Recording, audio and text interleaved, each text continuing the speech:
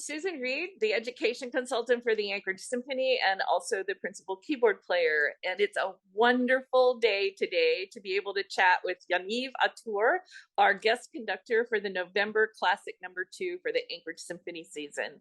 We are so excited about you coming. And your program is just fabulous. So let's talk a little bit first about you and then about the program that you've chosen to do with our orchestra. So tell us a little bit about yourself. So I'm originally from Israel. I grew up there. I was there until I was 18.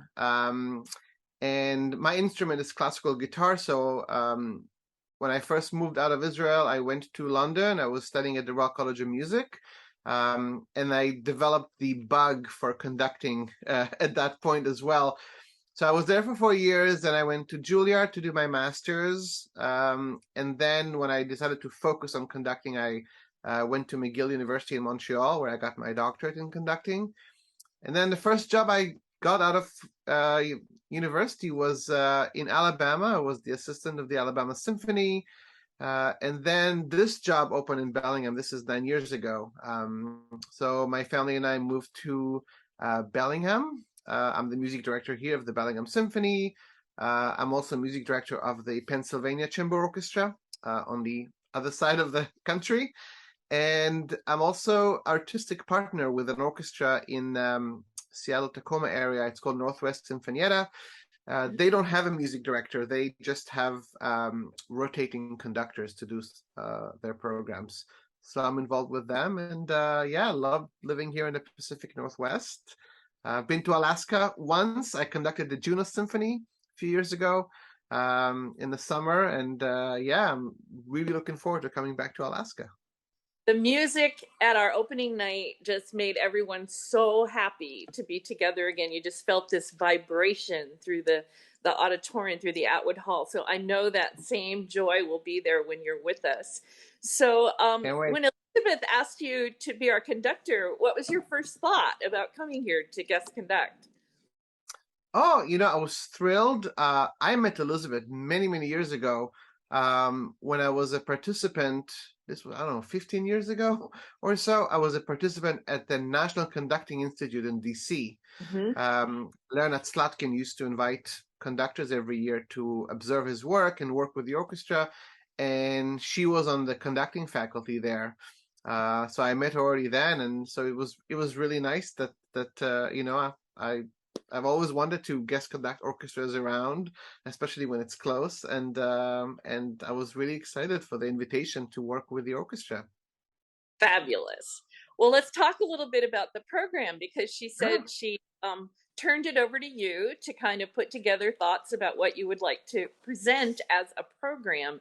And I also write the program notes for the symphony, so it intrigued me to do all the research and putting this all together. And of course, I'm excited as the keyboard player to play the piano and the harpsichord at this concert. Let's start talking first about the piece that you decided to have begin the whole process, which is the Ervo part piece. If Bach had been a beekeeper. So tell us about that title and I have to admit, it's the most unusual title of a piece I've ever heard of. Usually when I'm attracted to music that I hear and then I want to program it, it works that way. With this piece, I saw the title and I was thinking, what this is about? I really had to listen to it. And then I, of course, got the score. And when Elizabeth told me, she wanted a more of a maybe classical kind of concert, I wanted to bring the classical with a twist. And I've always been very, I would say, fond of the neoclassical period and works of composers today that give tribute to the past. And Albert Pert is a very good example. He was very much, especially in his earlier years, influenced by the music of Bach. So I wanted to bring Bach juxtaposed with Pert. So a piece that's inspired by Bach. And actually in the concert, we are going to play them without a break. Pert and the Bach. So they connect beautifully together. And the part, so that piece, if Bach had been a beekeeper, basically, besides the ending of the piece, which is a very chorale-like, you can hear like the sound of Bach in it. The first, I would say, maybe even 2/3 of the piece is really inspired by the spelling of the name of Bach. Yes. With B-A-C-H.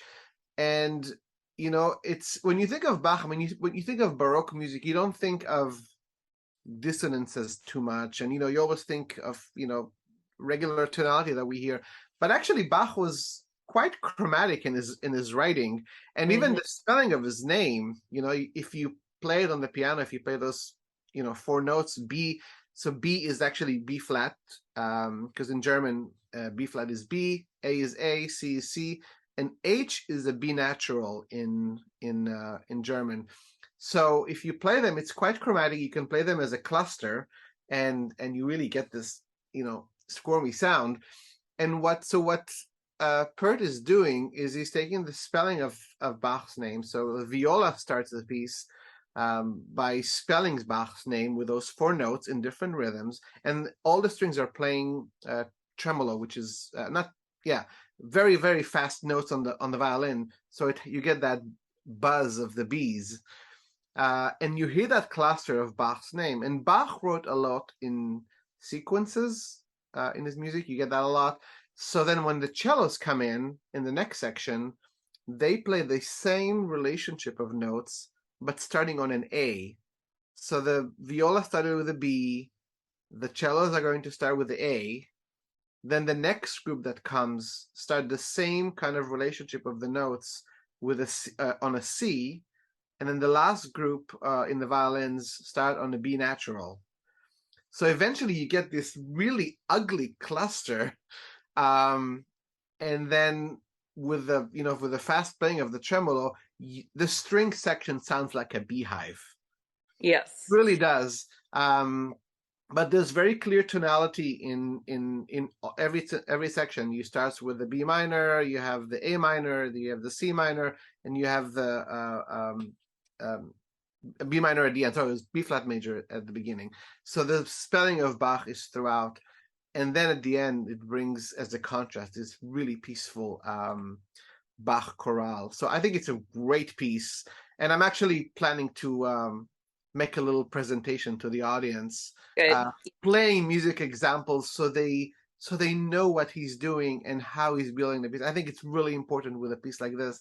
Otherwise, you come and you listen and you hear a lot of buzzing and a lot of clusters, but what does it really mean? So, oh, that sounds awesome. yeah. Now, in a great description, I think it's really an intriguing work. Have you seen the poem that was written? His name is Charles Tomlinson, and the first line of the poem is, "If Bach had been a beekeeper." I have not. If Bach had been a beekeeper, he would have heard all those notes suspended above one another in the air of his ear, as the differentiated swarm returning to the exact hive and place in the hive, topping up the cells with the honey of C major, food for the listening generations, key to their comfort and solace of their distress as they return and return to those counterpointed levels of hovering wings where movement is dance and the air itself a scented garden. Oh, I just wow. I love that. And it's from a collection that he had put out in the year 2003. But any Arvo Pärt fans have gone, wait a minute, this really helps describe this music. So I was like, wow. So now let's talk a little bit about why you chose the first movement of the Bach second suite to have the segue from this piece. Well, I was performing these. I've done these 2 works before, and I programmed it without the intention of connecting. And at that time, I even did the whole suite, not just the overture. But as I was studying the work and I finished learning it on the keyboard, I'm playing it. It ends in a beautiful, almost religious like B major. It's absolutely gorgeous. then I put it down, and then I put the score of the Bach, which starts in B minor. And Mhm. I was like, wait a second. I had that light bulb over my head. And I said, wouldn't it be great to make that connection of, present and past, finishing with the B major, letting it kind of disappear, and without a break, or, not a coffee break, just let the magic of silence happen, and then starts the B minor second suite of Bach. And I think it's a wonderful effect of again bringing those two totally different styles together as a art in an archway kind of. Yeah. Yeah. No, it's really going to be cool. And our flutist is totally excited about all of this. She's Oh, working good. such a great piece for flute and Yes. string. So, and then in another tribute to, we go from the first movement of a suite into a complete suite, and another tribute to the past, which Right. is Tabakova's suite in old style for viola and harpsichord and strings. So, and a little bit of percussion. Um, this piece, I was totally intrigued. Elizabeth and I have talked a lot about silenced voices on concerts, and people of color, women, etc. And in her programming this year, she's actually featuring a wonderful, worthy work by a female composer on every concert. And I was so happy to see you choose the Tabakova. Her music is amazing.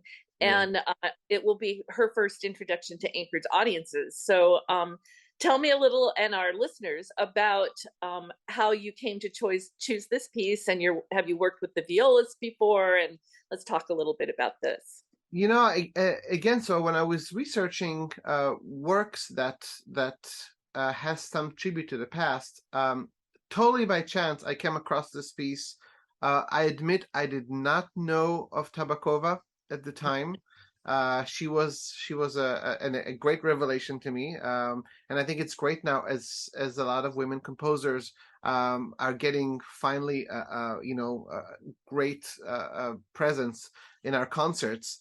Um, I heard the piece, and I thought again it was such a wonderful combination between almost a Renaissance Baroque kind of style of beautiful music and dance like music and also a viola. You don't get to hear a concerto with that kind of color, which is, I would say, it has the sweetest of, because a lot of it is written really high, so it has the sweet melodic side of the violin, but also with a lot of what we call in Yiddish chutzpah, a lot of to it, and wonderful color. And I thought that also will go really well with the program. I think the audience would love it. You get to play percussion. The soloist gets to play a percussion instrument too, so Mm-hmm. that would be cool.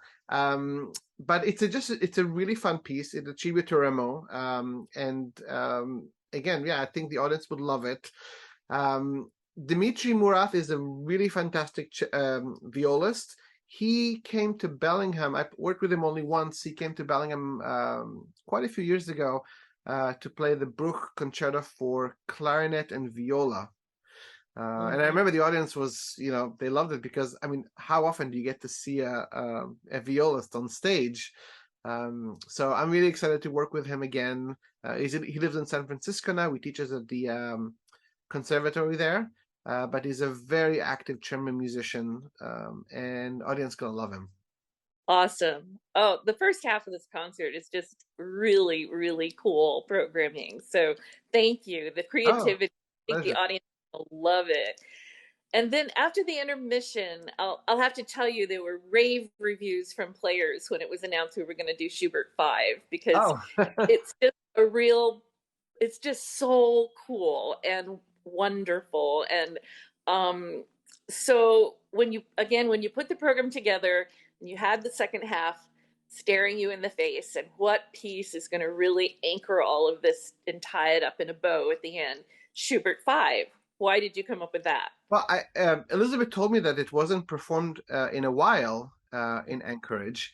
I personally love the music of Schubert. When you think of composers, every composer has, even though they write for many different instrumentation and stuff, every composer really has one, I don't know even how to call it in English, aspect of music making that they are really close to. Like Mozart, it's operas, and everything derives from that. Beethoven, it's not the symphonies, it's the string quartet. With Hmm. Schubert, it's the vocal part. And also I'm a classical guitarist, so Schubert played the guitar actually quite well. So I'm always fond of that side of Schubert. But for this Schubert, it's so different from his other symphonies because at that point in his life, he was really, what do you say, almost obsessed in a way with the music of Mozart. Yes. Funny enough, this symphony, I think, is the smallest instrumentation, probably one of the shortest duration of his symphonies. First time that he doesn't have an introduction in a symphony. He Hmm. never had that. All his previous ones had introductions, and the instrumentation, even, it reminds me of the 40th Symphony of Mozart.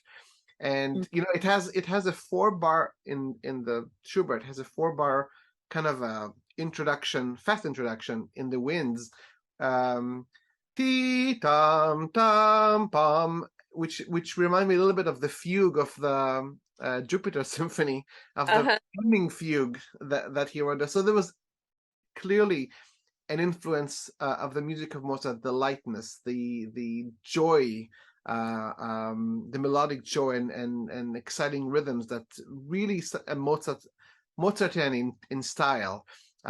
So it's a lovely work, a lovely tribute to Mozart. I thought it would be such a wonderful way to end the program with Hmm. this absolutely amazing, amazing symphony. Yes. Oh, I couldn't agree more. And it will send our audience out into the dark, cold night with a smile on the whole Right, program. So right. we're really, really looking forward to working with you, seeing you soon. And so in the meantime, happy music making, and thank you for joining us to talk about the upcoming November concert. And Yaniv Attar, we look forward to meeting you, and let's make some music together. My Thank you. pleasure. I cannot wait to make music with all of you in beautiful Anchorage. Thank you.